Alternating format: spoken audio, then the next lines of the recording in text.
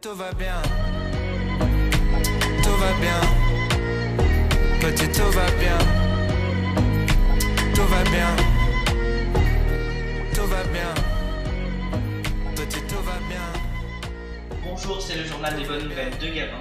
Mais avant de commencer ce journal, souvenez-vous, c'était en mai dernier.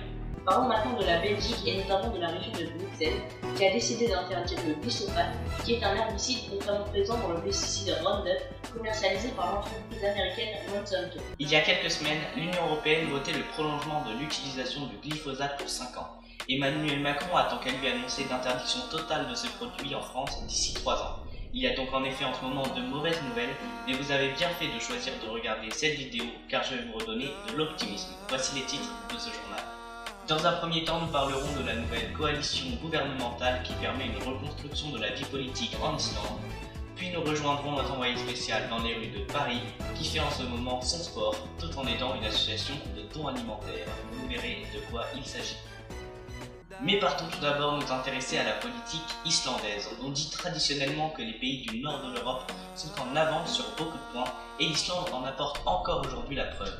Tandis que la politique française se traduit par des débats systématiques entre le pouvoir et l'opposition, l'Islande fait un pas vers le dialogue, la collaboration et le partage des idées pour progresser. Le 24 octobre dernier, en Islande, se déroulaient les élections amenant à désigner le Premier ministre et le gouvernement. Dans un contexte politique difficile suite à la démission de l'ancien chef du gouvernement, cette élection était très importante. Katrín Jakobsdóttir, une femme de 41 ans, leader du parti écologiste de gauche, qui est également féministe et anti-guerre, elle est aujourd'hui la première ministre de l'Islande, mais dirigera une coalition couvrant tous les spectres politiques de droite à gauche. Cette nouvelle coalition gouvernementale est qualifiée d'historique. Le défi de Katrín Jakobsdóttir est maintenant de réussir à faire avancer son pays avec des ministres si différents. Son parti s'occupera surtout de l'écologie, de la santé ou de l'égalité homme-femme, ainsi que la défense de la communauté LGBT.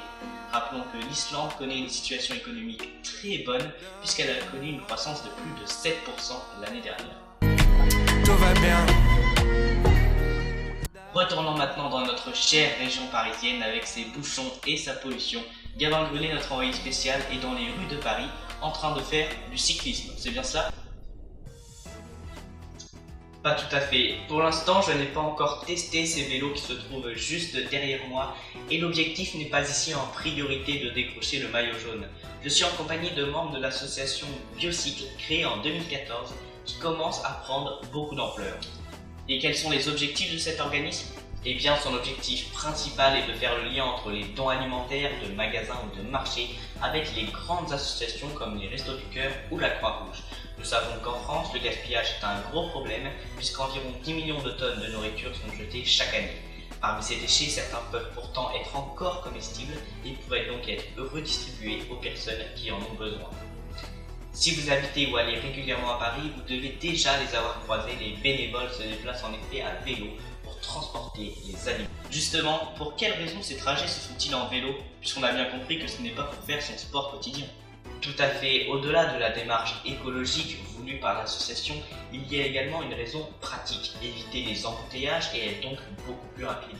De plus, les vélos sont très remarquables et la publicité est directement faite sur ceux-ci. Savez-vous si cette association fonctionne bien ? Oui, et du moins elle progresse. Aujourd'hui, 500 kg de nourriture, notamment des fruits, des légumes et des plats préparés, sont donnés aux associations chaque semaine. 300 personnes profitent actuellement de l'aide de Biocycle et peuvent ainsi se sortir de situations difficiles. Merci beaucoup Gabin Grellet, on vous retrouve dans notre prochaine édition dans un tout autre endroit. Merci, à bientôt. Et c'est la fin de ce journal des bonnes nouvelles, on se retrouve le mois prochain pour une nouvelle édition. Et d'ici là, quoi qu'on vous dise, Tout va bien. restez optimistes.